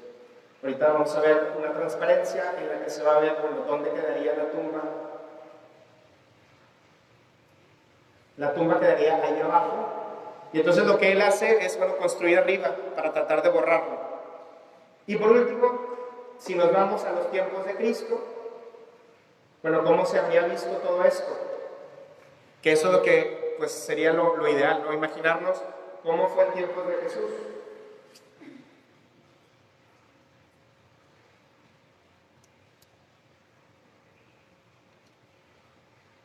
Y Y entonces ahí está el Calvario, es la cruz, ahí está el sepulcro. Y pues muy probablemente se habría visto algo más o menos así. Era un pequeño monte, estaba ahí cerca del camino de entrada a la ciudad, la gente alcanzaba a ver cuando caminaba las cruces, y cerca de este monte donde estaba crucificado había una tumba que, como dice el texto del Evangelio, nadie jamás había usado. Y entonces a Jesús pues lo crucifican, lo bajan, se lo llevan hacia la tumba, y esa era la piedra que rodaban para tapar esa tumba. Estaba primero la fachada del jardín, estaba como enterrado hacia dentro de esa montañita. Entraban, estaba la primera de las salas, que era el vestíbulo, que era donde la gente preparaba los cuerpos a veces. Y por último, pues estaba esa tumba, ponían el cuerpo del lado derecho hacia acostado, rodaban la tumba, rodaban la piedra y con eso cerraban la tumba. Y entonces este video a mí me gusta mucho porque nos ayuda como a entender, bueno, pues cómo llegamos de esta basílica del Santo Sepulcro tan majestuosa a una montaña con un crucificado que, porque llega a ser el sábado, le cierra y lo llevan rápido a sepultar. Entonces, bueno, pues este video ojalá que les haya gustado. Yo sé que lo he hecho muy rápido, pero es porque tenemos así sobre el tiempo. Y bueno, pues este es el Santo Sepulcro. Quisiera yo simplemente terminar invitándolos a ser muy conscientes de lo que para nosotros significa esto de la Tierra Santa. Ya les decía yo estos días, no pensemos solamente en Tierra Santa como lugares, como piedras, como edificios, sino son lugares que fueron testigos del milagro del Señor, y sobre todo son lugares donde actualmente hay hermanos que también están tratando de vivir su fe. Hay hermanos que están tratando, bueno, pues de salir adelante.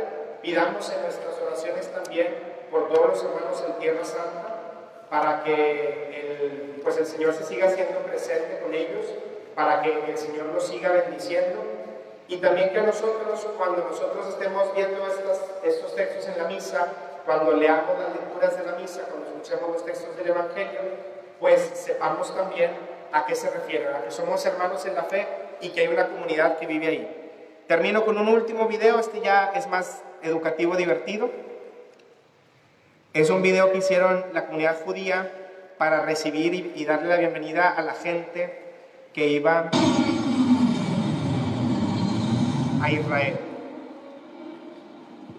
Este lo voy a dejar correr completo porque es un canto que dice paz, paz a Israel. Y bien que vamos a estar haciendo la colecta. Yevenu shalom, Yevenu shalom, Yevenu shalom.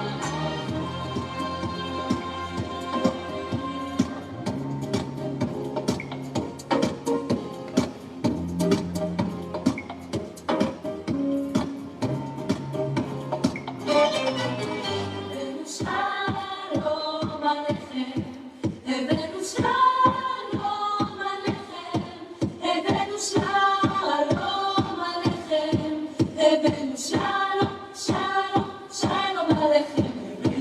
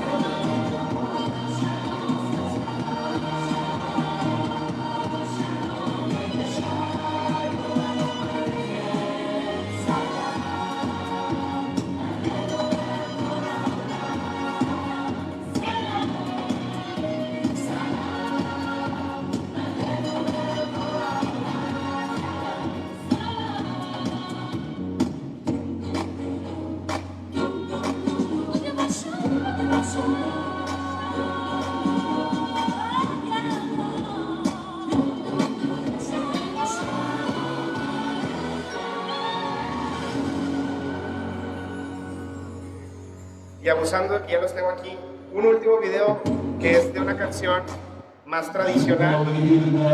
Estos son judíos conservadores de Gracia.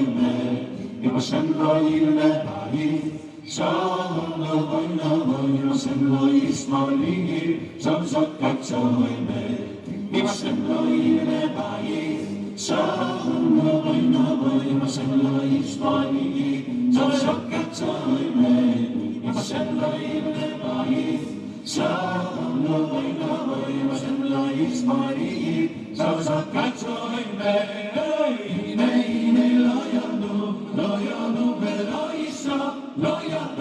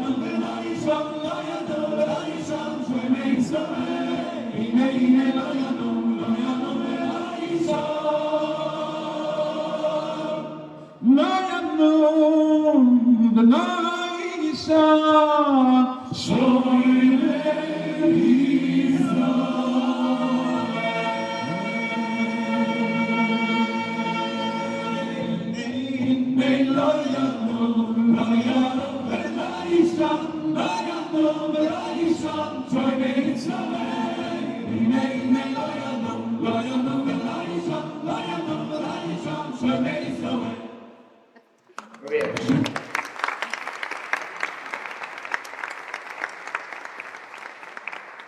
Yo sé que ya me pasé de tiempo, pero ya con eso terminamos. Entonces, bueno, pues espero que este brevísimo recorrido de 6 horas que hicimos por la Tierra Santa nos haya ayudado un poco, aunque sea que cuando escuchemos que dice el texto de la Biblia, y en Cafarnaúm esto, y Jerusalén esto, y Belén, y Galilea, bueno, que sean cosas que nosotros pues tengamos cercanas a nuestro corazón, que seamos también conscientes, bueno, de que esto que leemos en la Biblia pues no es un cuento, es la historia de un pueblo y es la historia de una persona. Entonces, bueno, pues ojalá que les haya servido.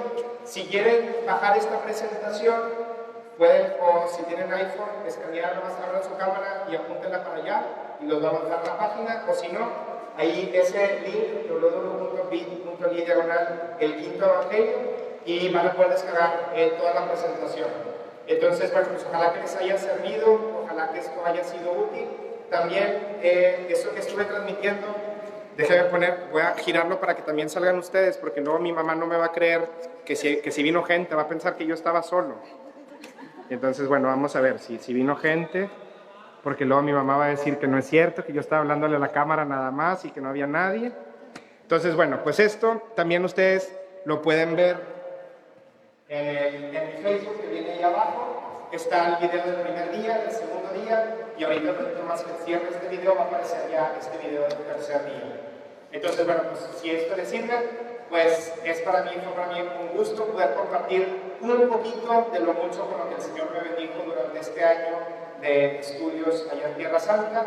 Pidan mucho por los cristianos de Tierra Santa, que ellos sientan en nuestra oración pues un impulso para seguir perseverando en la fe. Muchas gracias.